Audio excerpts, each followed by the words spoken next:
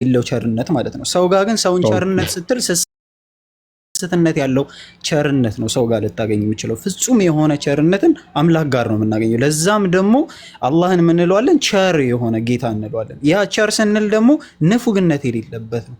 አይተዋል።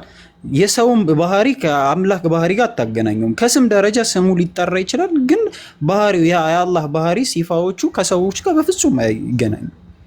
እሺ ጥሩ።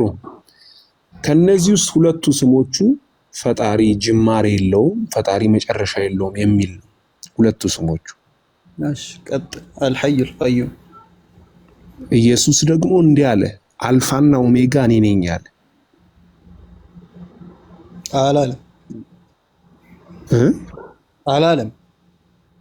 አልፋና ኦሜጋ እኔ ነኝ ብሏል ዮሐንስ ራእይ ላይ።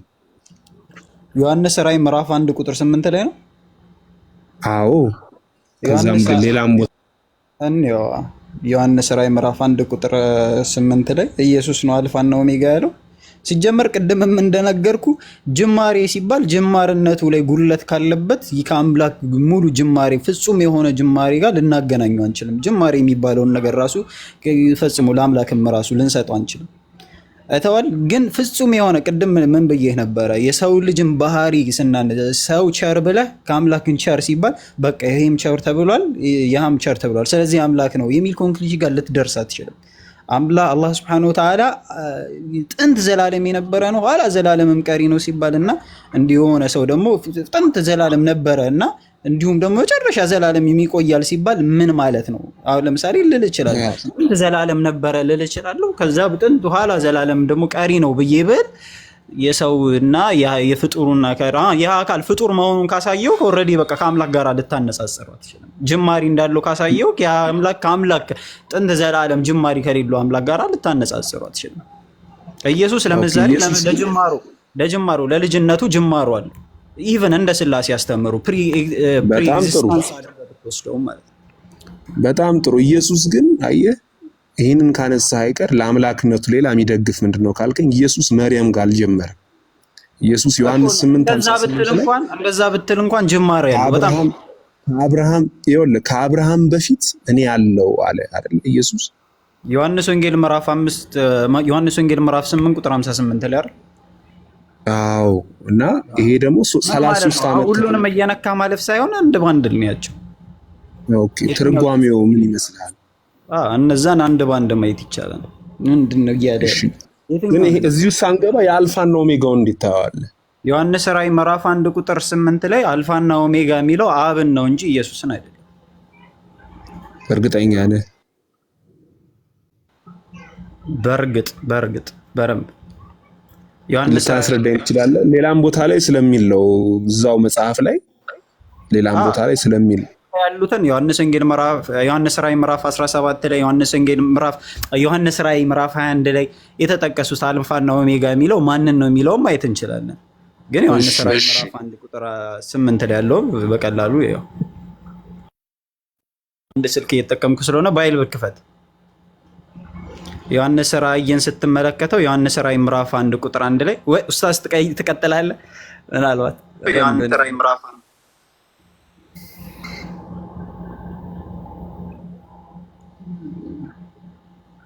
እሺ አለክ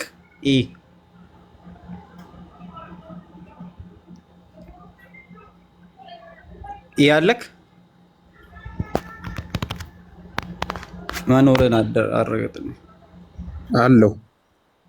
እሺ ዮሐንስ ራእይ ምዕራፍ 1 ቁጥር 1 ላይ ገና ሲጀምር ቶሎ ይሆን ዘንድ የሚገባው ነገር ለባሪያው ያሳይ ዘንድ እግዚአብሔር ለኢየሱስ ክርስቶስ የሰጠው ይላል አይደል?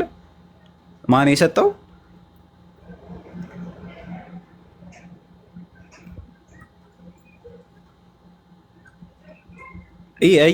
ቃል በቃል እያወራን ነው የምንሄደው።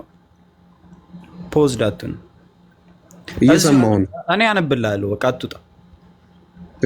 እሺ ቶሎ ይሆን ዘንድ የሚገባው ነገር ለባሪያው ያሳይ ዘንድ እግዚአብሔር ለኢየሱስ ክርስቶስ የሰጠው ይላል። ማን የሰጠው? እግዚአብሔር ለኢየሱስ ክርስቶስ የሰጠው፣ አብ ለወልድ የሰጠው ማለት ነው። እግዚአብሔር የተባለው ማን ነው? አብ።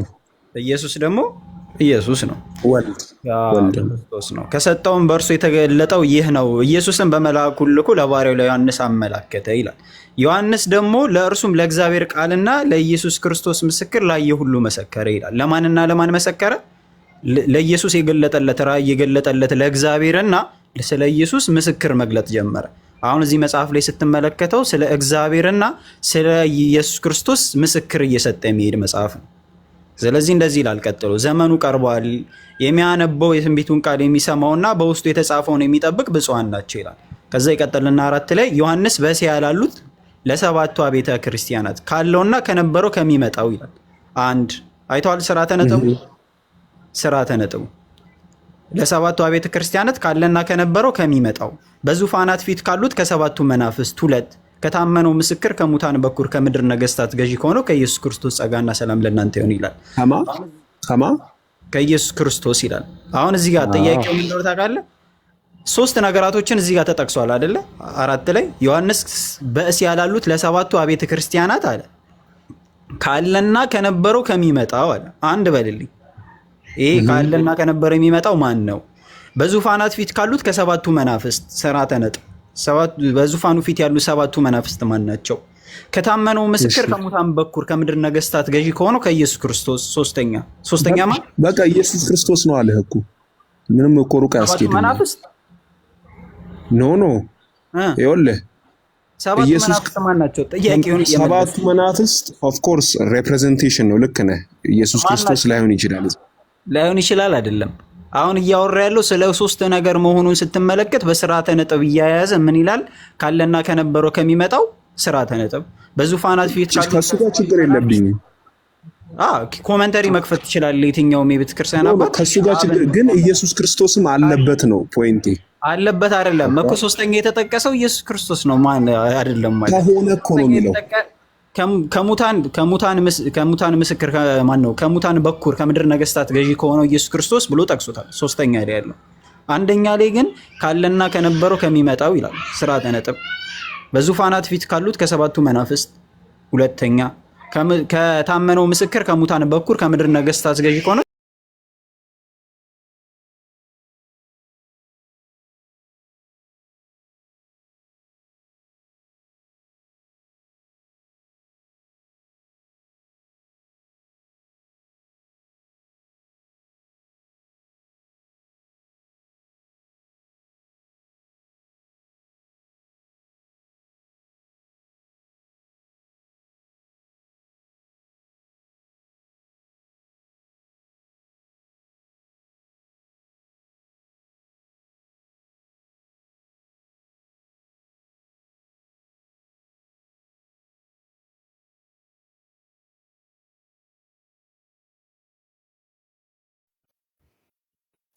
በዚህ ኮንቴክስት እና በጉ ይላል። ይሄ ራእይ ነው። ራእይ ላይ እስኪ ከእግዚአብሔር አብ ውጭ ጌታ አምላክ ተብሎ ወይም ደግሞ ሁሉንም የሚገዛ ጌታ አምላክ ወይም ያለና የነበረ ባጭሩ ይሄ ማስክ እያፈነኝ ነው። ቆይ እንዴና ሁሉንም የሚገዛ ጌታ አምላክ ተብሎ ኢየሱስ ክርስቶስ የተገለጠበት ቦታ አለ ወይም ጌታ አምላክ ተብሎ የተገለጸበት ሙሉ ባይብል ሉቃስንም ካየኸው ጌታ አምላክም የአባቱን የዳዊትን ዙፋን ይሰጠዋል በእስራኤልም ቤትም ላይ ለዘላለሙ ይነግሳል ነው የሚል። ጌታ አምላክ ብሎ የሚገልጸው በአጠቃላይ እግዚአብሔር አብን ነው የሚያመለክተው።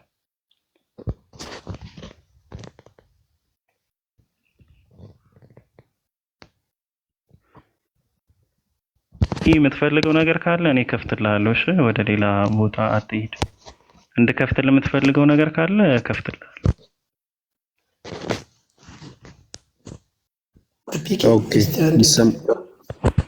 ኦልቤንሽ ቀጥል። ኦልቤን አውራ እዛ ጋር 1:8 ላይ 1:4 እና 1:8 ይመልስልኝ። ራእይ ላይ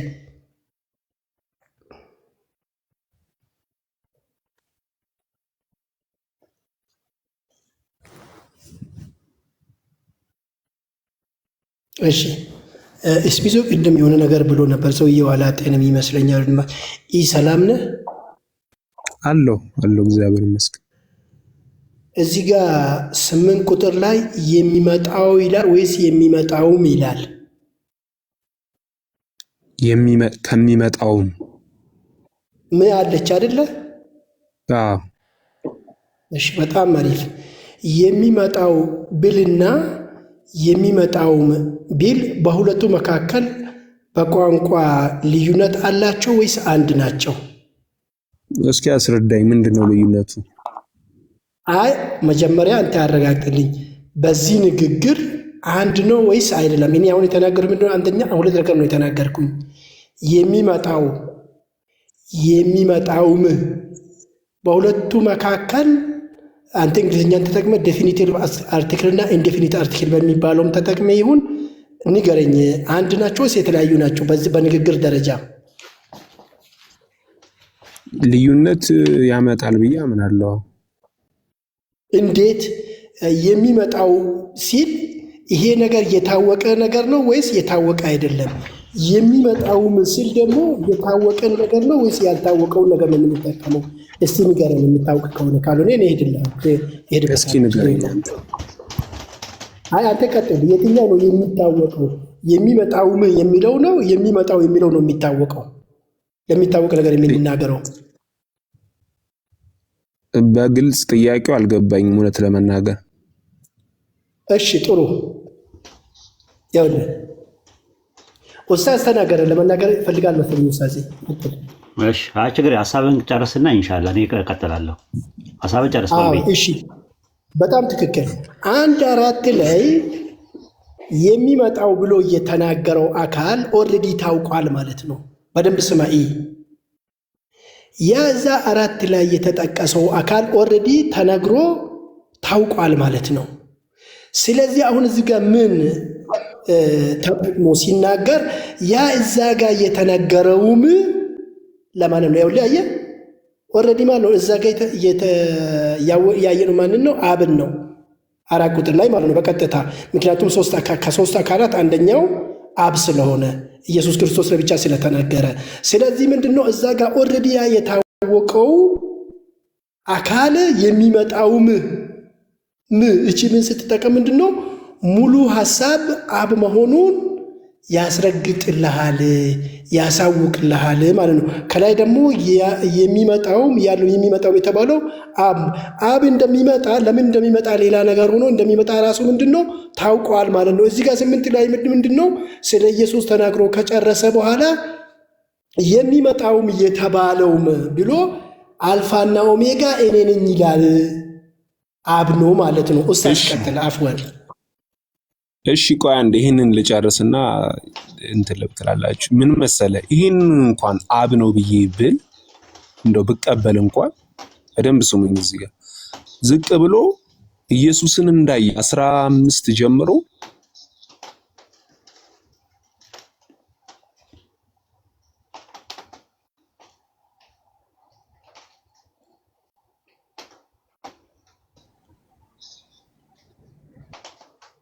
ይቅርታ ይሰማል?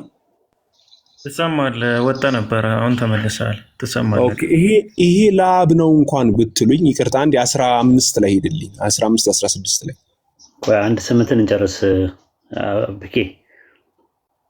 1:8 ይደቅ መጀመሪያ፣ ምክንያቱም ህዝቡም ይሄ ቢያልቅም ላይ 1:8 ላይ ነውና ይሄ ቢያልቅም እንጨርሰው፣ ያንን እንጨርሰው።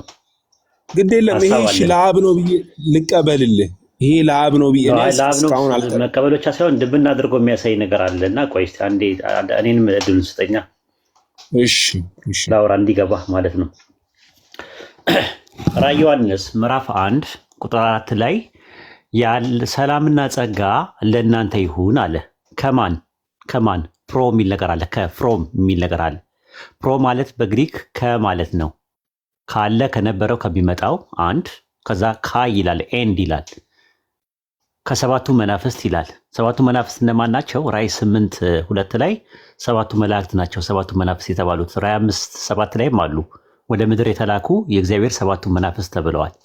ራዕይ 4:7 ላይም እንደዛ ነው የሚናገረው። ራሱ በእግዚአብሔር ፊት የሚበሩት ሰባቱ መናፍስት ተብለዋል። ሰባቱ መናፍስት ካለ በኋላ ከዛ ቀጥሎ ካይ ይልና ኤንድ ይልና አፖ ይላል። ከዛ ከሙታን በኩር ለሆነው ከታመነው ምስክር ይልና ይቀጥላል። አሁን ራዕይ ዮሐንስ ምዕራፍ 1 ቁጥር 3 ላይ ስትመለከተው 3 ሀልዎቶች 3 ህልውናዎች ተጠቅሰዋል። ማማን ናቸው?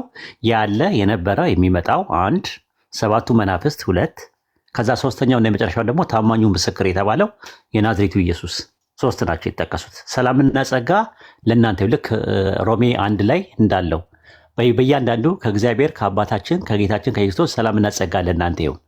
አሁን ግን የተባለው ከማን ነው? ከ3 አካላቶች ናቸው። ሶስት እንትኖች ናቸው የተጠቀሱት ሀልዎቶች። አንደኛ የመጀመሪያ ያለ የነበረ የሚመጣው ነው። ሁለተኛው ደግሞ የሚመጣው ደግሞ 7ቱ መናፍስት ናቸው። ሶስተኛውና የመጨረሻው ደግሞ ምንድን ነው? ታማኙ ምስክር የተባለው ነው። ስለዚህ እነዛን ትራይኮቶሚካል አድርጎ ካስቀመጣቸው በ3 ረድፍ ካስቀመጣቸው ራዕይ 1:8 ላይ አልፋና ኦሜጋ እኔ ነኝ ያለው የሆነ አካል ነው። ማን ነው ስንል ያለ የነበረው የሚመጣው ማለትም ራዕይ 1:4 ላይ ያለው ሁሉን የሚገዛ ጌታ አምላክ፣ ራዕይ 21:22 ላይ ከበጉ ተነጥሎ የተቀመጠው፣ ራዕይ ዮሐንስ ምዕራፍ 21 ቁጥር 22 ላይ ሁሉን የሚገዛ ጌታ አምላክና በጉ መቅደሷ ናቸው አለ። ናቸው የሚለው ነገር ኮፕላቲቭ ቨርቡ ሲንጉላር አይደለም፣ ፕሉራል ነው። በጉ ኢየሱስ ከሆነ ሁሉን የሚገዛ ጌታ አምላክ አብ ከሆነ ሁሉን የሚገዛ ጌታ አምላክ እና ያለ የነበረ የሚመጣው አብ እንደሆነ መረጃ ካገኘን ራዕይ 1:8 ላይ ያለ የነበረ የሚመጣው ሁሉን የሚገዛ ጌታ አምላክ እንዲህ ይላል አለ። ምን አለ? አልፋና ኦሜጋ እኔ ነኝ አለ ይላል። እንብላ ብዬ ብል ማን ነው እንብላ ያለው? ወሂድ እንብላ አለ ሲባል በቃ ወሂድ መሆኑ ይታወቃል። ስለዚህ ራዕይ 1:8 ላይ አልፋና ኦሜጋ እኔ ነኝ ያለው ማን ነው ስንል ያለ የነበረ የሚመጣ ሁሉን የሚገዛ ጌታ አምላክ ተብሎ ተቀምጧል ማለት ነው። ስለዚህ ራዕይ 1:8 ላይ በምንም አግባብ ሊሆን አይችልም። ታዲያ እንደዛ ከሆነ ያለ የነበረ የሚመጣ ሲል የሚመጣ የሚል ነገር አለው። አብ ይመጣል እንዴ ብለህ ጥያቄ ማቅረብ አይቀሬ ነው። ያም መመለስ አለብህ በባይብሉ ማለት ነው። ባይብል ላይ አብ ይመጣል የሚል ማስረጃዎች አሉ ወይ ነው? አዎ አሉ። ለምሳሌ ኤግዛምፕል ብለን ስንል ከብሉይ ኪዳን ቅድም ጠቅሶላል ዳንኤል 8:7-22 ላይ በዘመናት የሸመገለው እስኪመጣ ድረስ አለ። ማን ነው በዘመናት የሸመገለው የተባለው ስንል በዘመናት የሸመገለው የተባለው አብ ነው። ምክንያቱም የሰው ልጅ የሚመስለው ወልድ በእናንተ ትምህርት በዘመናት ወደ ሸመገለው ቀረበና ስልጣን ምናምን ሰጠው። ያ በዘመናት የሸመገለው ደግሞ እንደሚመጣ ይናገራል። ዳንኤል ምዕራፍ 7 ቁጥር 13-14 ላይ በዘመናት ወደ ሸመገለው ፊት ነው ያቀረቡት መላእክቶች ማንን? የሰው ልጅ የሚመስለውን ከሰማይ ደመናት ጋር ሲመጣ ማለት ነው። ስልጣን እንደተሰጠው ላይ ይናገራል። ስለዚህ የሰው ልጅ የሚመስለው ወልድ ከተባለ በዘመናት የሸመገለው የተባለው አብ ነው። የአዲስ ኪዳን ማስረጃ ይኖር ይሆን አብ እንደሚመጣ የሚያሳይ? እንዴታ! የቱ ጋር? የማቴዎስ ወንጌል ምዕራፍ 21 ቁጥር 34 ላይ የወይን አታክልት ባለቤት ነበር አለ። ከዛስ ባሮቹን ላከ፣ ባሮቹን ገደሉበታል። ከዛ በኋላ ደግሞ ልጄን ያፍሩት ይሆናል ብሎ ቁጥር 37 ላይ ልጁን ላከ ይላል። ከዛስ ልጁን ይሄ ነው ወራሹ ምናምን ብለው ወደ ውጭ አውጥተው ገደሉታል። ከዛ ምን አለ? ቁጥር 40 ላይ የወይን አታክልት ባለቤቱ ልጁን የላከው ባሮቹን የላከው በሚመጣ ጊዜ ምን ያደርግባቸዋል አለ? ይፈርዳል። ማን ነው የወይን አታክልት ባለቤት በሚመጣ ጊዜ የተባለው? ማቴዎስ 21:40 ላይ ማን የተባለው? የወይን አታክልት ባለቤት የተባለው ማን ነው? ልጁን የላከው ባሮቹን ሲልክ የነበረው ማን ነው? በአውዱ መሰረት ተመለስ። ሚት አድርጎኝ ነበር፣ ይቅርታ።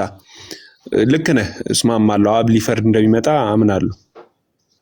በቃ ስለዚህ ራዕይ ዮሐንስ 1:4 ላይ ያለ የነበረ የሚመጣው የተባለው አብ ነው። ሌላ አንድ ጥቅስ ልጨምርልና ወደ አንተ ሀሳብ እንሄዳለን። አንደኛ ዮሐንስ መልእክት ምዕራፍ 2 ቁጥር 29 ቁጥር 28 እና 29 በደንብ ይህንን ተከታተሉኝ ሁላችሁም፣ ሌሎቻችሁም አብ እንደሚመጣ የሚያሳይ ማስረጃዎች ነው። አንደኛ ዮሐንስ መልእክት ምዕራፍ 2 ቁጥር 28 እና 27 እና 28 ነው አይደል? እና 28 እና 29 ነው መጨረሻው። አሁን ግን ልጆቹ ያለ በሚገለጥበት ጊዜ እምነት እንዲሆንልን በመምጣቱ በእርሱ ፊት እንዳናፈር በእርሱ ኑሩ ይላል። በመምጣቱ ልብ አድርግ፣ በመምጣቱ ይላል። ከዛ በኋላ ጻድቅ እንደሆነ ካመናችሁ ጽድቅን የሚያደርግ ሁሉ ከእርሱ እንደተወለደ እናውቃለን። ከማን የሚወለደው? ያ ከሚመጣው ነው የተወለደው። የክርስቶስ በባይብል ውስጥ ወንድሞች እንጂ ልጆች አይደለንም። እንደ ባይብሉ ትምህርት ክርስቶስ ወንድሞች ነው ብሎ የሚለው ወንድሞቹ ነው የሚለው።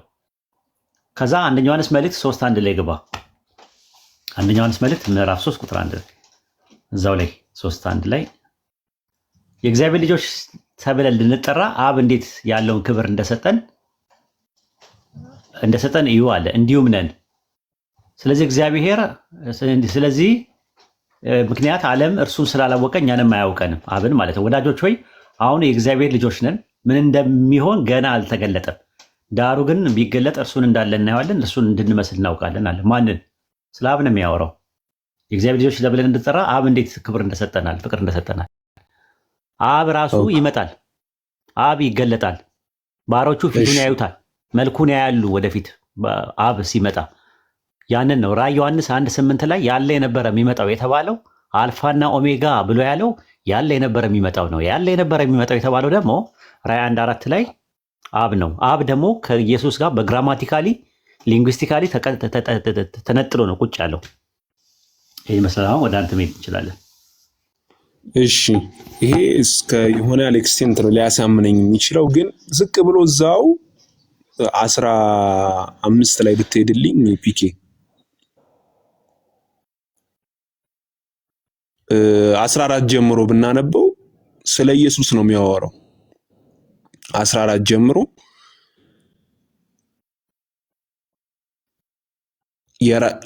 ራሱና የራሱም ጠጉር እንደ ነጭ የበግ ጠጉር እንደ በረዶም ነጭ ነበሩ። አይኖቹም እንደ እሳት ነበልባል ነበሩ። እግሮቹም በቶን የነጠረ የጋል ነሐስ የመሰሉ ነበሩ። ድምፁም እንደ ብዙ ውኃዎች ድምፅ ነበር። በቀኝ እጁም 7 ከዋክብት ነበሩት። ከአፉም ከሁለት ወገን የተሳለ ስለታም ሰይፍ ይወጣ ነበር። ፊቱም በኃይል እንደሚያበራ እንደ ፀሐይ ነበር። ባየሁትም ጊዜ እንደ ሞተ ሰው ሆኜ ከእግሩ በታች ወደቅኩ። ቀኝ እጁንም ጫነብኝ፣ አትፍራ፣ ፊተኛውና መጨረሻው ሕያው እኔ ነኝ። ሞቼ ነበርሁ፣ እነሆም ከዘላለም እስከ ዘላለም ድረስ ሕያው ነኝ። ስለዚህ የሚያወራው ስለ ኢየሱስ ነው። ሞቷል ብለን የምናምነው፣ በሰውነት ሞቷል ብለን የምናምነው፣ ከዛም ተነስቷል ብለን የምናምነው ኢየሱስ ነውና እነዚህን የፈጣሪን ስሞች ፊተኛውና መጨረሻው የሚለውን ለራሱ ሲያወል እናያለን። ስለዚህ አምላክነቱን እየተናገረ ነው ብዬ ነው አርጊውመንቴ። ቆንጆ ነገር ነው ያቀረብከው። ራዕይ 1 የሚገርም ነገር ከ11 ጀምሮ ስለ ኢየሱስ ነው የሚያወራው። ግን የሚገርም 11 ላይ ራሱ ግሪከኛው ላይ የሌለ እንግሊዝኛው ላይ ሁሉ አልፋና ኦሜጋ የሚለው ጨምረዋል። ሲጨንቃቸው የሆነ ሰዓት ላይ ኪንግ ቨርሽን ባይብል ላይ ብትመለከተው 11 ላይ አልፋና ኦሜጋ የሚለውን ጨምረውታል። ኖርማሊ ማለት ነው። ማለት ምንድነው? ሲያጡ ነው፣ ክርክር ላይ ሲያጡ የሆነ ሰዓት ላይ በ16-11 ላይ ጨምረውት ነበረ አልፋና ኦሜጋ ብለው ማለት ነው። እኔ እንድታውቀው ነው። እንደዛ ከሆነ ራዕይ 1:17 ላይ ነው ጥያቄ ያለው። ራዕይ 1:17 ላይ ያለው ፊተኛና ኋለኛ እኔ ነኝ እንዳለ ተገልጿል። አዎ እንዲህም አለ፣ አትፍራ፣ ፊተኛውና ኋለኛው እኔ ነኝ፣ ሕያውም ነኝ፣ ሞቼም ነበርኩኝ ይላል። ስለዚህ አሁን ፊተኛና ኋለኛ መባል አምላክነትን አያሳይም። አልፋና ኦሜጋ ማለትና ፊተኛና ኋለኛ ማለት በይዘትም ሆነ በአይነት በመንስኤም ሆነ በውጤት ሁለት የተለያዩ ለየቅል ነገሮች ናቸው። ለምን? ራዕይ 2:8 ላይ ሞቶ የነበረው ሕያውም የሆነው ፊተኛና ኋለኛ ይላል። ማንን ነው የሚያመለክተው? ኢየሱስን ነው የሚያመለክተው። ሞቶ ሕያው መሆኑ ይቅርና መሞትና ከሞት በኋላ ጋር ተያይዞ አልፋና ኦሜጋ ከሚለው ጋር ምንም አይገናኝም። ለምን? ኢየሱስ ፊተኛ ነው፣ የሙታን ፊተኛ ነው። ፕሮቶስ የሚለው ቃል የሚጠቀመው ፊተኛ ማለት ነው። ፊተኛ የሚለው ቃል ቆላሲስ 1:18 ላይ ታገኘዋለህ። አውጣለት አንዴ። ኢየሱስ ፊተኛ ነው። አዎ። የምን? የሙታን ፊተኛ ነው። ናይዘር ቢጊኒንግ ኖር ኤንድ ማለት ነው? አይደለም። አልፋና ኦሜጋ ነው ማለት ነው? አይደለም። መጀመሪያና መጨረሻ የሌለው ማለት ነው? አይደለም። ቆላሲስ 1:18 ላይ እርሱ በሁሉ ፊተኛ ይሆን ዘንድ መጀመሪያ ከሙታን በኩር ነው አለ። በኩር ለሚለው ቃል ፕሮቶቶኮስ ነው የሚለው። አዎ። ስለዚህ የሙታን መጀመሪያ ነው። ፕሮቶቶኮስ ነው የሚለው። ፕሮቶስ ማለት ፊተኛ ማለት ነው። ቲክቶ ማለት ደግሞ ያው ከሙታኖች መካከል መጀመሪያ የተነሳው እሱ ነው ማለት ነው። እኔ ፊተኛ ነኝ ሲል ያንን ነው። ኋለኛ ነኝ ማለት ምን ማለት ነው ብለን ስንል አንደኛ ቆሮንቶስ ምዕራፍ 15 ቁጥር 45 ላይ የፊተኛው አዳም ሕያው ነፍስ ሆነ ተብሎ ተጽፏል። ኋለኛው አዳም ግን ሕይወትን የሚሰጥ መንፈስ ሆነ አለ። ኋለኛው ለሚለው ቃል ኤስካቶስ ነው የሚለው። ስለዚህ ኢየሱስ ከሞት ሲነሳ ፊተኛና ኋለኛ ሆነ። ኋለኛ አዳምና የሙታን ፊተኛ ሆነ። ከዛ ጋር አያይዞ ነው ለመናገር የፈለገው እንጂ አልፋና ኦሜጋ ከሚለው ጋር በፍጹም የሚገናኝ ነገር አይደለም። ኦኬ፣ እንደዛ ከተባለ ፊተኛና ኋለኛ የተባሉ ሰዎች ሳሉ ወይ ከኢየሱስ ውጪ? አዎ አሉን። ለምሳሌ ማቴዎስ ወንጌል 19:30 ላይ ያውጣለት። ማቴዎስ ወንጌል ምዕራፍ 19 ቁጥር 30 ላይ ብዙዎች አለ ፊተኞች ኋለኞች፣ ኋለኞች ፊተኞች ይሆናሉ አለ። ፊተኞች ለሚለው ቃል የገባው ቃል ፕሮቶኢ ነው የሚለው የፕሮቶስ ብዙ ቁጥር ነው። ኤስካቶኢ የሚለው ደግሞ ኤስካቶስ ለሚለው ብዙ ቁጥር ነው። ስለዚህ አንድ ሰው ፊተኛም ኋለኛም ይሆናሉ፣ ፊተኞች ኋለኞች ይሆናሉ፣ ኋለኞች ፊተኞች ይሆናሉ አለ። ፊተኛ የነበረው ኋለኛ መሆን ከቻለ አልፋና ኦሜጋ ማለት ነው እንዴ? አይደለም። ስለ አልፋና ኦሜጋ እየተናገረ አይደለም። ፊተኛ ፕሮቶኮስ እና ስካቶስ የሚለው ቃል ለፍጡራን ይውላል። ይኸው ማቴዎስ 19:30 ላይ። እሺ ምን መሰለህ፣ እዚህ ጋር ደግሞ የእናንተ ቅድም የተጠቀማችሁትን ልጠቀም እኔ። ምን የሚል አለ? ሲንጉላር ነው አይደለ? ፊተኛው ምኑ የመጀመሪያው የመጨረሻውም ነው የሚለው። አዎ ለምን ምን ማለት ምንድን ነው አለ? ቅድም ወልቤል ጥገኛ ምህላድ ነው አለ። ጥገኛ ምህላድ ነው ብሎ ነበር። አንተ አልገባህም። ራሱ እሱ ማለት ነው። ምንም ለውጥ አያመጣም። ራሱ ማለት ምን ሲባል ጥገኛ ምህላድ ኤንድ የሚለውን የሚተካ ነው እና የሚለው ነው። ካይ ነው በግሪክ የሚባለው ፊተኛውና ኋለኛው ለማለት ፊተኛው እና ብለህ ስትም ጥገኛ ምህላድ ነው። ፒኬ ያስተማረ ነው። ወይድም ካልኩ እንዲሁ ወይዱም እየተባለ ያለ። ስለዚህ ምን የምትለዋ ጥገኛ ምህላድ ሆና ናት የመጣችው፣ ሌላ ነገር አይደለም፣ የተለየ ነገር አይደለም። ስለዚህ ራዕየ ዮሐንስ ምዕራፍ 1 ቁጥር 16፣ 17 እና 18 ላይ ፊተኛና ኋለኛ የሚለውን ናይዘር በጊኒንግ ኖር ኢንድ የሚለውን ወይም አልፋና ኦሜጋ የሚለውን አያሲዝም ማለት ነው። ኦኬ እንግዲህ ይሄ አንተ አመለካከት ይመስለኛል። ከዘላለም ጋር የሚያያይዘው ሀሳብ ነው። ሞግተው ከመነሳት ጋር ነው የሚያይዘው አይደለም። ከዘላለም ጋር አይደለም የሚያይዘው። ከተነሳ በኋላ ከዘላለም ድረስ ሕያው ነኝ የሚለውን የፈለከው ከሱ ጋርም ይያያዛል። አንድ ላይ ነው ያስቀመጠው። ኦኬ ከተነሳ በኋላ ነው እንዴ? አማኞችም እኮ ወደፊት እኮ ከዘላለም ሕያው ነው የሚሆኑት። ማስረጃ ይኖር ይሆን? አዎ ራዕየ ዮሐንስ ምዕራፍ 22 ላይ ስትመለከተው ምን ይላል? ራዕየ ዮሐንስ ምዕራፍ 22 ቁጥር 5 ላይ ይኸው ከዘላለም እስከ ዘላለም ድረስ ይነግሳሉ ነው የሚለው።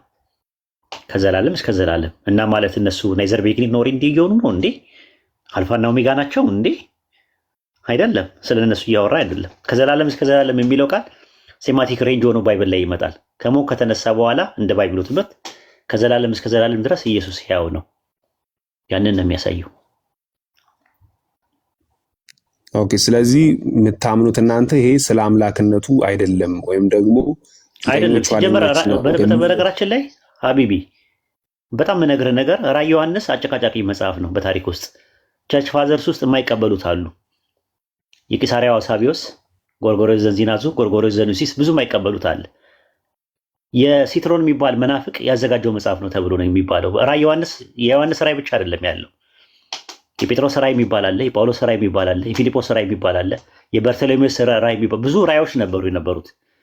እነዛ ሁላ ተወግደዋል። ራሱ በጣም አጨቃጫቂ ነገሮች ድራማቲክ ናቸው። ግሪክ ውስጥ ያሉትን እንትኖች የሚያሳይ ነው ተብሎ አጨቃጫቂ መጽሐፍ የነበረ ነው። ቁርአን በነገራችን ላይ በጣም ደስ ያለኝ ነገር ስለ ራዕየ ዮሐንስ አያወራም። እኛ በራዕየ ዮሐንስ እንድናወራ ቁርአን ኮንፈርሜሽን አልሰጠንም። ለእናንተ ግን ማስረጃ ስለሚሆን ለእኛ መረጃ እንዲሆን እና ከእናንተ ጋር ዲያሎግ ስናደርግ ኢቨን ራዕየ ዮሐንስ መጽሐፋችሁ ራሱ አልፋና ኦሜጋ የሚለው የኢየሱስ ክርስቶስን አምላክ እንጂ ኢየሱስን አይደለም ብለን እየሞገትን ያለ ነው በዚህ ጉዳይ ላይ። ስለዚህ ራዕይ 1:8 ላይ ያየ ነው። ራዕይ 1:17 ላይ ያመጣ ራዕይ 1:17 ላይ ያመጣው ሴማቲክ ሬንጅ ነው። ሴማቲክ ሬንጅ መሆኑን የምታውቀው ሪላቲቭ መሆኑን አብሶሉት አለመሆኑን የምታውቀው በምን ያስቀምጠዋል? አልፋና ማን ነው ፊተኛና ኋለኛ የሚለው ቃል ማቴዎስ 19:30 ላይ ለሰዎችም ይውላል። ፊተኞችና ኋለኞች ብሎ ፕሮቶኢ ስካቶኢ። ፕሮቶኢ ማለት የፕሮቶስ ብዙ ቁጥር ነው። የስካቶኢ ደግሞ የስካቶስ ብዙ ቁጥር ነው ማለት ነው። ስለዚህ ሰዎች ፊተኛና ኋለኞች ስለተባሉ መነሻ የሌላቸው አልፋ መዳረሻ የሌላቸው ኦሜጋ ማለት ነውን? አይደለም ነው። ሌላው ያው ሱረቱ ሐዲድ ሁልጊዜ የሚጠቀስ ጥቅስ አለ። ሱረቱ ሐዲድ ምዕራፍ 57 ቁጥር 3 ላይ አለ አወል ወልአኺር የሚል ቃል አለ። እሱን ያመጡና ሰዎች አይ አልፋና ኦሜጋ የሚለው ጋር ወይም ደግሞ ከኢየሱስ ጋር የሚያያዝ ነው ፊተኛና ኋለኛ የሚላል እዚህ ጋር የሚናገረው እርሱ ፊትም ያለ ኋላም ቀሪ ግልጽም ስውርም ነው ብሎ ነው የሚያስቀምጠው። አላ አወል ወላ አኺር። በባይብል አላ አወልና አላ አኺር የተባሉ ሊኖሩ ይሆን? አሉ የተባሉ ሰዎች። ሱረቱ ማኢዳ ምዕራፍ 5 ቁጥር 114 ላይ ሐዋርያት ኢየሱስ ምን አለ? ጌታችን አላህ ሆይ ለመጀመሪያዎቻችንና ለመጨረሻዎቻችን በዓል መደሰቻ የምትሆን ከአንተ ታምር የሆነ ማዕድ ከሰማይ ለኛ አውርድልናል ይላል። እዚህ አንቀጽ ላይ ምንድን ነው የሚጠቀመው? አወልና አኺር። አወል አያችሁት? አወል የሚል ቃል ነው የሚጠቀመው። አወል እና አኺር። ስለዚህ ማለት ሐዋርያቶቹ አልፋና ኦሜጋ ናቸው ማለት ነው እንዴ? መነሻና መዳረሻ የላቸው ማለት ነው እንዴ? አይደለም። እንደዛ እያለ አይደለም። ሴማቲክ ሬንጅ ነው። በአንጻራዊ ነገር የመጣ ነው። አላህ ሰሚ ተብሏል፣ አሰሚ ተብሏል፣ አልበሲር ተብሏል፣ ራሱ ሰሚም ተመልካችም ተብሏል፣ ሰውም ተብሏል። እንደዛው ነው። ግን ያላ መስማትና ማየት ከሰው መስማትና ማየት ጋር አንድ አድርገን አንመለከተውም፣ አንጨፈልቀውም። ልክ በተመሳሳይም አላህ አላ አወል ነው አላ አኺር ነው ሲባል ናይዘር ቢጊኒንግ ኖር ኢንድ ማለት ነው። የሐዋርያቶቹ ግን መጀመሪያና መጨረሻ ወይም ደግሞ አላ አወልና አኺር የተባሉበት ሪላቲቭ ነው፣ አንጻራዊ ነው። ከዛ አንጻር ነው ምናልባት እያያያዙ አንዳንድ ጊዜ እንደዚህ ያመጡታል እንትኖች ማለት ነው። ቅድም ገና ስታወራ የኢየሱስ ባህሪ ያላ ባህሪያት ያላ ስሞች ስትል ገና የማይመች ቦታ ሆኜ ከስር ስጽፍ ነበረ። አሁን የሚያወራው ያላ ባህሪያት ሲል ገና ስትል ከመጽሐፍ ቅዱሱ ጋር ይያያዛል ስትል ከራይ ጋር ገና ስትል አላ አወል ሊል ነው አልኩኝ ራሱ ማለት ነው። ለምንድን ነው ያልኩት? ይህ ድሮ ነው የዛሬ 6 ዓመት 7 ዓመት የነበረ አርጊውመንት ነው። አሁን ለውጠውታል ክርስቲያኖች ብታጠና። አሁን ዘምኗል ጥያቄያቸው ራሱ ማለት ነው። የእኛም ጥያቄ ዘምኗል፣ የእነሱም መልስ ዘምኗል። የእኛም ጥያቄ ዘምኗል፣ የእነሱም ጥያቄ ዘምኗል፣ የእኛም መልስ ዘምኗል። አሁን ኮምፓራቲቭ ሪሊጅን በጣም ከፍ ብሏል ራሱ ማለት ነው። አሁን ከዱቤ ወጥተዋል። ሰው ከዱቤ ወጥቶ በቃ በራሱ ነው መግዛት የጀመረው። አሁን ከችርቻሮ ወጥቷል ሰው በአሁኑ ሰዓት። ከጉሊት ወደ ጉልላት ሄዷል በአሁኑ ሰዓት ሰው። ከጥቃቅና አነስተኛ ወደ ኢንዱስትሪ ውስጥ ነው የገባው አሁን ሰው። እና ለማለት ፈልጌ ነው። ፒኬ ሉጣ እኔ ይቅርታ ሳትሄድ ወሂድ። እሺ እዚህ ጋር ግን በእንግሊዘኛው ሳነበው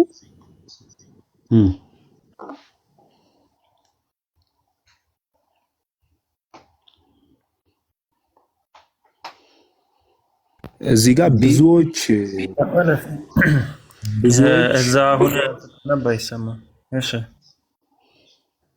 ኦኬ። ፊተኛና ኋለኛ የሚለውን ከወንጌላት ላይ ከተጠቀሰው ፊተኞችና ኋለኞች ወይ ደግሞ ስለ ብዙ ሰዎች ስለሚያወራው ነው ብለህ ነበርና እዚህ ጋር ግን the first and the last ነው የሚለው አንድ ስለ አንድ ሰው ነው የሚያወራው።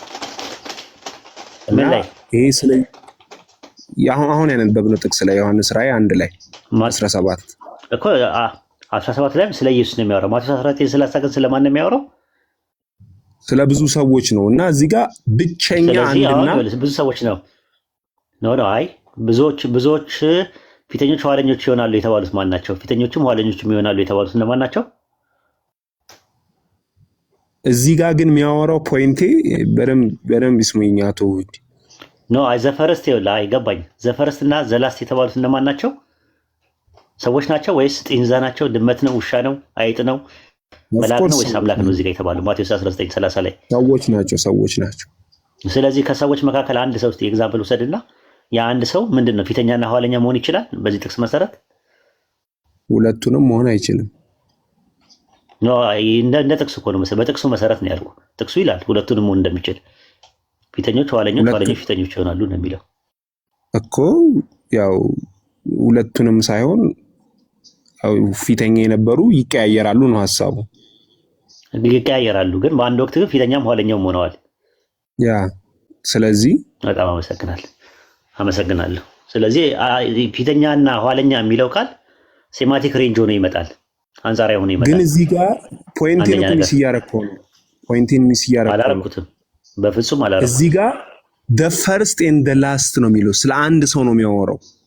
የሆነ the first and the last እንግሊዝኛው ፈርስት እና ላስት አይልም። እዚህ ጋርስ ዘ ፈርስት እና ዘ ላስት አይልም። እኮ እነዚህ ብዙ ናቸው። እዛ ጋር ግን ስለ አንድ እኮ ብዙ በፈርስት ምን ችግር አለው ታዲያ እንደዛ ቢሆኑ? አሁን ለምሳሌ አንድ ኤግዛምፕል ልስጥ። እንትን ላይ ዮሐንስ ወንጌል ምዕራፍ 10 ቁጥር 35 ላይ እኔ አማልክት ናችሁ ሁላችሁም አማልክት ናችሁ አልኩ ተብሎ ተጽፏል አለ። የእግዚአብሔር ቃል የመጣላቸው አማልክት ተብለዋል። አማልክት የተባሉት እነማን ናቸው? ነቢያት ናቸው አይደለ? የእግዚአብሔር ቃል የመጣላቸው እሺ ተብለዋል። አማልክት አይደል? አማልክት ተብለዋል። አዎ አዎ። አማልክት የተባሉት ነቢያቶች ናቸው አይደል? የእግዚአብሔር ቃል የመጣላቸው አዎ። እሺ አዎ፣ ጥሩ። ስለዚህ አማልክት የአምላክ ብዙ ቁጥር ነው ወይስ አይደለም? የአምላክ ብዙ ቁጥር ነው። ኦኬ፣ ጥሩ። ሙሴ ደግሞ ዘጸአት 7:1 ላይ አምላክ ተብሏል አይደል? አዎ። ስለዚህ ነቢያቱ አማልክት መባላቸው ሙሴ ለብቻው አምላክ መባሉ ስፔሻል ያደርገዋል? በዚህ ኬዝ አያደርገውም።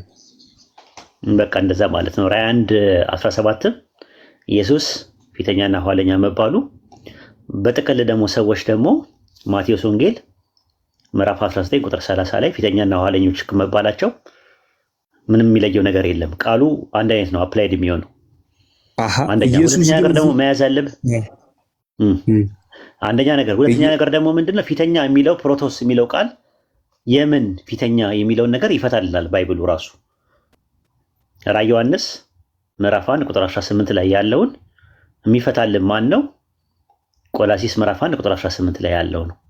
እርሱ በሁሉ ፊተኛ ይሆን ዘንድ መጀመሪያ የሙታን ምንድነው? ፊተኛ ነው ተብሏል።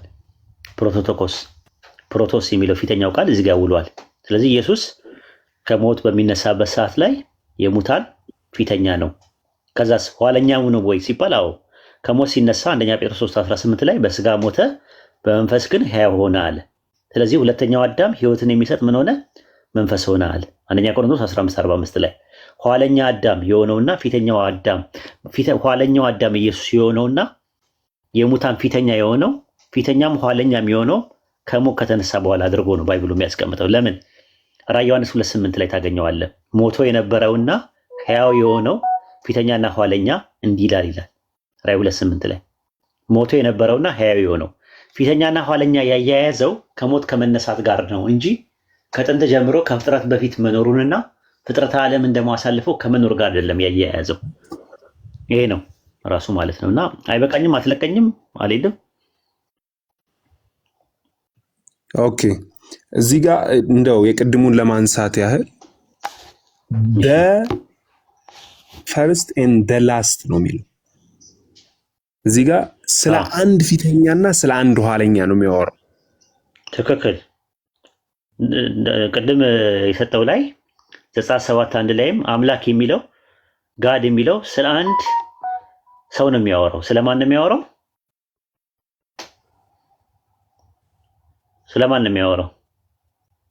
ኦኬ፣ ስለ ሙሴ ነው የሚያወራው። ከዛ ደግሞ ዮሐንስ ወንጌል 10:35 ላይ ደግሞ አማልክት የሚለው ደግሞ የሚሰራው ደግሞ ለብዙዎች ነው የሚሰራው።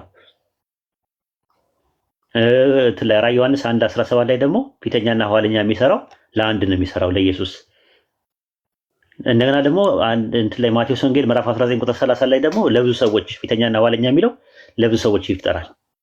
ስለዚህ አሁን ያመጣው አርጊውመንት ቴዎሎጂካል ፋክተር የለውም፣ ቴዎሎጂካል ኢምፕሊኬሽን የለውም፣ ሎጂካል ፋላሲ ያለው ራሱ ማለት ነው። ምንም የሚያመጣው ነገር የለም። ቴዎሎጂካሊ ምንም የሚያመጣው ነገር የለም። ማተር አላመጣም።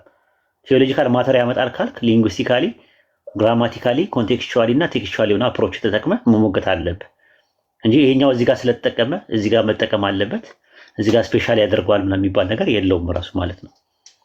በነገራችን ላይ እኔ ትል ነኝ ያለ ነብይ ታውቃለህ? በባይብል ውስጥ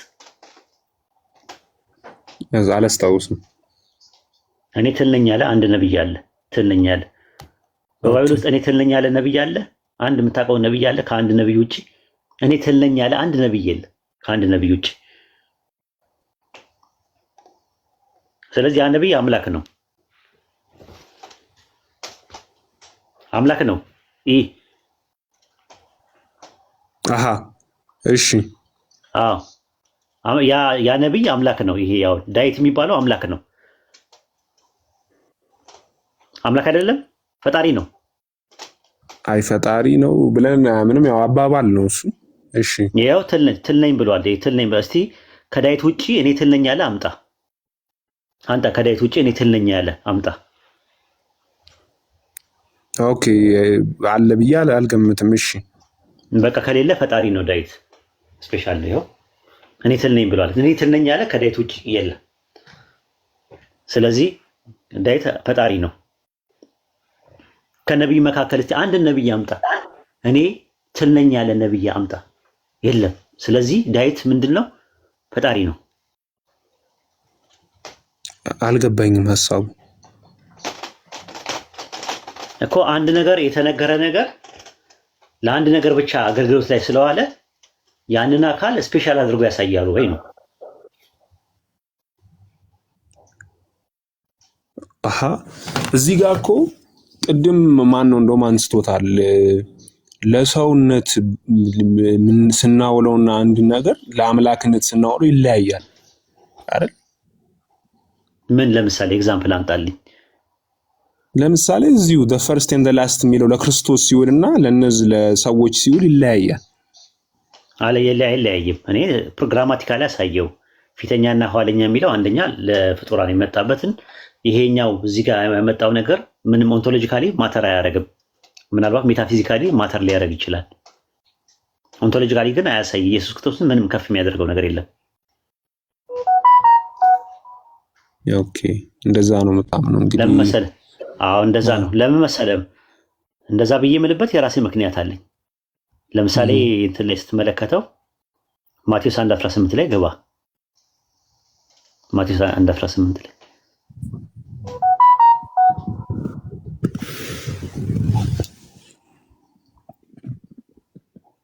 ይታያል። የኢየሱስ ክርስቶስ ልደት እንደዚህ ነበር ይላል። ኢየሱስ ልደት አለው?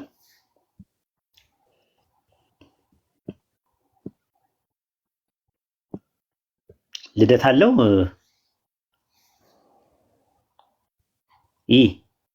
አቤት ልደት አለው ወይ ኢየሱስ? ማቴዎስ 1:18 ላይ ባለው ጥቅስ መሰረት አለው ማለት ነው። አለው መጽሐፍ ቅዱስ ካለ አለው። ምን ማለት ነው? ልደት አለው ማለት የተወለደበት ቀን አለው ማለት። እንደዛ ነው የምታስበው? ምን ማለት ነው? እሺ ምን ብለን የተረዳው? ኦኬ ጥሩ። ጌኔሲስ ነው የሚለው ግሪከኛው ቃል ምን ማለት እንደሆነ ላሳይ። ዘፍጥረት 2:4 ላይ ያወጣለት። ዘፍጥረት 2:4 ላይ ያወጣለት። እግዚአብሔር አምላክ ሰማይና ምድርን ባደረገበት ቀን በተፈጠሩ ጊዜ የሰማይና የምድር ልደት ይህ ነው ይላል። ምን ማለት ነው? የሰማይና ምድር ልደት አላቸው? ኦኬ ፍጥረታቸውን ልትለኝ ነው? ልደት አላቸው ወይ? ልደት አላቸው። የሰማይና የምድር ልደት ይህ ነው ይላል ጌኔሲስ። ግሪክ ሰብትጀንት ተመሳሳይ ቃል ነው የሚጠቀመው። ሰማይና ምድር ልደት አላቸው ወይስ የላቸውም? የነበሩበት ቀን አለ። ልደት አላቸው ወይስ የላቸውም ነው ያልኩ በጥቅሱ መሰረት።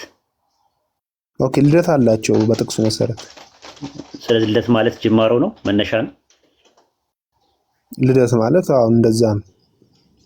ኦኬ ማቴዎስ 1:18 ላይ የኢየሱስ ልደት እንዲህ ነበር ሲል መነሻ ጅማሮ ነው አይደለም? የሰውነቱ ጅማሮ ሊሆን ይችላል። የሰውነቱ የጀመረበት የሰውነቱ የምኑ ተወሱ ነው እንመጣበታለን። ግን ጅማሮ አለው በሰውነት ችግር የለውም። ከአብርሃም በፊት አለው አለ። ጅማሮ አለው። ቆይ አይ እሱን እንመጣበታለን። ከጅማሮ በፊት አለው አለ። ቆይ ኧረ ችግር የለውም። ማቴዎስ 1:18 ላይ መሰረት ልደት አለው ሲባል ጅማሮ መኖሩን ትቀበላለህ? ለሰውነቱ ኦፍ ኮርስ በሰውነቱ ላይ ሁለት የሚጋጩ ነገር ነው። ሁለት የሚጋጩ ነገሮች ናቸው። አምላክና ሰው የሚጋጩ ነገሮች። ለሰውነቱ ካልክ ሰው በመሆኑ ጅማሮ አለው። ሰውነቱ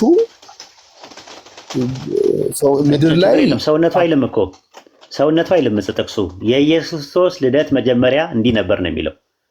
የኢየሱስ ልደት የሰውነቱ አይልም። ስለ መሲሁ ነው የሚያወራው አይደል? አይልማ እንደዛ። የኢየሱስ ልደት እንዲህ ነበር ነው የሚለው። ክራይስት ማለት መሲሁ ማለት አይልማ። ሰውነቱ አይልማ። እዚህ ጋር ሰውነቱ አይደለም የኢየሱስ ልደት ነው የሚለው። እኮ ክርስቶስ ካልክ እኮ መሲህ ነው የምታወራው። ክርስቶስ ማለት የተቀባ ነው። ክርስቶስ ማለት የተቀባ ማለት ነው አይደለ? እኮ መሲሁ ማለት ነው እኮ መሲህ ማለት በዕብራይስጥ ነው። ማሺያህ የዕብራይስጥ ክርስቶስ በግሪክ ሰብስጀንት ሁለቱም እኮ የተቀባ ማለት ነው አይደል? የተቀባ አዎ መሲሁ ማለት ነው እኮ መሲህ ማለት እኮ የተቀባ ማለት እኮ ነው። ሌላ ምንድን ነው የምታገለባበጠው? አንዴ በግዕዝ አደረገዋለህ፣ አንዴ በአማርኛ እኮ ሰው ክርስቶስ ማለት መሲህ ማለት ነው ትርጉሙ። ስለሱ በሰውነቱ ስለነበረው ስለመሲሁ ልክ ነህ። ሰውነቱ አይልም። የክርስቶስ ልደት መጀመሪያ እንደዚህ ነው ይላል። የክርስቶስ ልደት አለ ወይስ የለውም? ጅማሮ አለው ወይስ የለውም? በሰውነቱ አለው። ይኸውልህ በአምላክነቱና በመሲህነቱ ልደት አለው። እኔ ስለ ሰውነቱ አልጠየቅኩም። በጥቅሱ መሰረት ኢየሱስ ክርስቶስ ልደት አለ ወይስ የለውም? ጥቅሱ ስለማን ነው የሚያወራው? ስለምንነቱ ነው የሚያወራው። ኢየሱስ ክርስቶስ ስለ ኢየሱስ ነው የሚያወራው። ስለ ኢየሱስ ክርስቶስ ስለ ኢየሱስ ክርስቶስ ኢየሱስ ክርስቶስ ደግሞ ክራይስት የመሲህነቱ ስም ነው ያነሳውልህ ሰውነቱን ስለሚያመለክት ነው። ምኑን ያመለክታል አይደለም ጥያቄ። ኢየሱስ ልደት አለ ወይስ የለውም ነው ጥያቄው። አለው። እሺ የሆነ ነገር ስለተከታይ ነው ግን እየፈታው ነው። ሉቃስ 3:18 ሉቃስ 3:23 ላይ ደግሞ ኢየሱስ ማስተማር ሲጀምር እድሜው ስንት ዓመቱ ነበር ይላል? እሺ 30 ይላል። ተቆጥሯል አይደል? እድሜው ስንት ነው? 30 ዓመት ነበር። እሺ 30 ዓመቱ ነው። ስለዚህ ጅማሮ አለው ማለት ነው፣ መነሻ አለው ማለት ነው። ተመልከት፣ አልፋና ኦሜጋ የሚለው ለኢየሱስ እንደማይሰራ እያሳየው ነው ያለሁት። ዮሐንስ ወንጌል ምዕራፍ አብርሃም በፊት ነበር እኮ ያለውንስ እንዲታይ ይዘዋል። አሳያለሁ እኮ አሳያለሁ፣ እሱንም አስረዳለሁ፣ ችግር የለው። እሺ ዮሐንስ ወንጌል ምዕራፍ 10 ላይ ቁጥር 8 ላይ ያው አየው ከእኔ በፊት የመጡ ሁሉ ሌቦችና ወንበዴዎች ናቸው አለ። ከማ በፊት? ከክርስቶስ።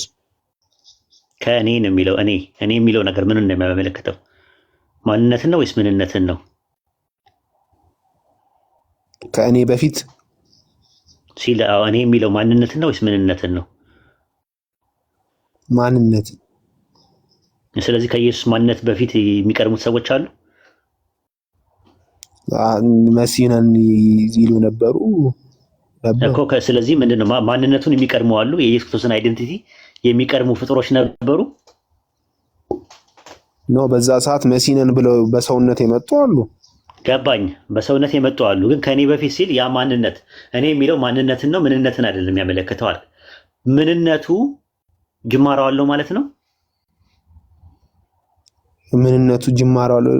እንዴት ነው ወደዛ ኮንክሉዥን ሄድከው? አልገባኝ እኮ ጥያቄ ነው የጠየኩህ እኮ። አሁን ከኔ በፊት የመጡ ወንበዴዎች ናቸው የሚለው እኔ የሚለው ማንነትን ነው ምንነትን ታሳቢ ነው ባቢን የሚያደርገው? ማንነትን ብዬ መለስኩኝ። ኦኬ ማንነቱ ጅማሮ አለው የለውም? ታዲያ ማንነቱ ጅማሮ ከሌለው ከእኔ በፊት ሲል ከማንነቴ በፊት የመጡ ሲል ከማንነቱ የሚቀድሙት ሰዎች አሉ። በሰውነቱ በአምላክነቱ ከሆነ የለውም። ሰውነት እኮ ምንነት ነው። ሰውነት እኮ ምንነት ነው። እኔ ጠየቅኩ ማንነት ነው።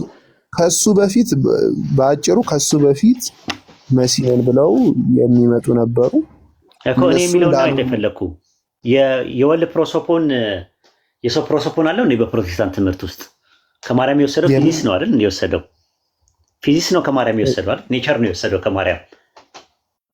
ሰው የሆነው ሰውነቱ ኔቸር ነው። ፕሮሶፖኑ ዲቫይን ፐርሰን አይደል እንዴ? ከአብ ቅድመ ዓለም የነበረው ከአብ ጋር የነበረው ፕሮሶፖን አይደል እንዴ? ድንግል ማርያም ማህፀን ውስጥ መጥቶ ከድንግል ማርያም ስጋን የወሰደው እና ሁለት ባህሪ በአንድ አካል ሁለት ባህሪ የምትሉት። እሺ ስለ አያይዝልኝ እኮ እሱን ነው እኮ የምልህ እኮ። ስለዚህ የኢየሱስ ክርስቶስ ፕሮሶፖን አንድ ነው ወይስ ሁለት ነው? ማንነቱ እዛ ጋ ይኸውልህ በሰውነቱ ብቻ ሰው ሆኖ ሰውነቱ ምንነት ነው እኮ አልኩህ እኮ። ስለ ማንነት አይደለም የጠየቅኩ። ሰውነቱ ምንነት ነው። ተስማማው ከአንተ ጋር። ማንነቱ ጅማሮ አለ ወይ? በሰውነቱ ምንነት ነው። ሰውነቱ ላይ እንትን የለም። ጥያቄ የለኝም እኮ። ሰውነቱ ከማርያም ነው የጀመረው። አንተም እንደዛ ብለን እንደምታምን አውቃለሁ። ጥያቄው ግን ሰውነቱ ከማርያም ጀምሯል አልጀመረም ሳይሆን ማንነቱ ጅማሮ አለ ወይስ የለውም? ማንነቱ ምትለኝ አምላክነቱን ከሆነ የለውም አይደለም። አምላክነት ራሱ ምንነት ነው። ማንነት አይደንቲቲ። አብ ወልድ መንፈስ ቅዱስ የሚለያዩት በምንድን ነው? በአምላክነት ነው ወይስ በአካል ነው የሚለያዩት? በማንነት ነው በምንነት ነው የሚለያዩት? በአምላክነት አይለያዩ። ስለዚህ በምንነት አንድ ናቸው። አያውን ያለያያቸው ማንነታቸው ነው። አብ ራሱ የራሱ እኔ የሚለው ነገር አለው። ኦኬ የለውም። ጅማሬ እንደዛ። ታዲያ ጅማሬ ከሌለው ከእኔ በፊት ለምን አለ? ከእኔ በፊት ለምን አለ ኢየሱስ? እኮ ሪፈር የሚያደርገው ስለ ምንም ኮንቴክስት እኮ ግልጽ ነው። ሌላ ነገር እኔ ነው የሚለው። እኔ የሚለው ማንነትን ነው ታሳቢ። እኔ ስል ማንነትን ነው። እኔ ስል እዛ ጋር ግን ስለምንድን ነው የሚያወራው ነው ጥያቄው እኮ በጣም ግልጽ ነው። ግልጽ ነው። እዛ ጋር ምንም ስለምን እንደሚያወራ ከኔ በፊት የመጡ ሌቦችና ወንበዴዎች ናቸው ማለት ምን ማለት ነው? ኢየሱስ ከመወለዱ በፊት የመጡ ሰዎች አሉ። ቴዎዳስ የሚባል አለ፣ ይሁዳ የሚባል አለ። እኔ መሲነን ብለው የመጡ ሰዎች ብዙ ነበሩ። እነዛ የመጡ ሰዎች ሌቦችና ወንበዴዎች ናቸው ነው እያለ ያለው አይደል እንዴ? አዎ። ከማን በፊት? ከክርስቶስ። እሺ ከማን በፊት? በጥቅሱ መሰረት በጥቅሱ መሰረት ዮሐንስ ወንጌል 10:8 መሰረት ከክርስቶስ። ከማን በፊት? በጥቅሱ መሰረት ኦኬ ከኔ እኔ ምንን ነው? ማንነት ነው ወይስ ምንነት ነው? ማንነት እያልኩ። ስለዚህ ማንነቱ ጅማሮ አለው። ቀድሞት የመጡ አሉ ከማንነቱ። ቅድም እኮ እየዞርን ነው። በሰውነቱ እያወራ የነበረው ሰውነት አላልኩም እኔ። ሰውነት ምንነት ነው። ሰውነት ምንነት ነው። የእናንተ ትምህርት ጋር ይጋጫል። ሰውነት ምንነት ነው። አይነ ሂፖስታቲስ ነው የምትቀበሉት። ሂፖስታቲስ አንድ ነው ብላችሁ ነው የምታመኑት። ዲቫይን ሂፖስታቲስ ነው። ከሰው የወሰደው ምንም ነገር የለም። ምንነት አሁን ሰውነት ምንነት ነው። እኔ ጠየቅኩ ያለሁት ስለ ማንነት ነው የጠየቅኩ። ስለዚህ ማንነት ነው። ስለዚህ